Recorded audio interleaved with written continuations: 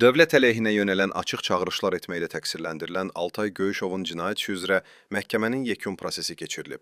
Belə ki, fevralın 18-də Bakı Ağır Cinayətlər Məhkəməsində hakim Eldar İsmayılovun sədrliyi ilə keçirilən prosesdə dövlət ittihamçısı çıxış edib.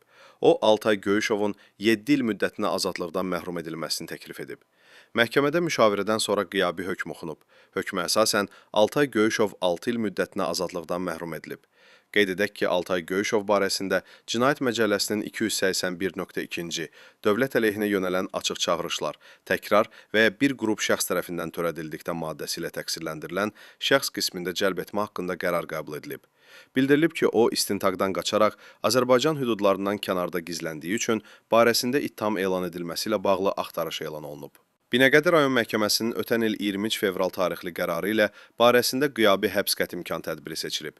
Sentyabrın 17-sində ittihamın məzmununa əlavələr və dəyişikliklər edilərək Altay Göyüşovun barəsində Cinayət Məcəlləsinin 281.2-ci maddəsi ilə təqsirləndirilən şəxs qismində cəlb etmə haqqında qərar qəbul edilib.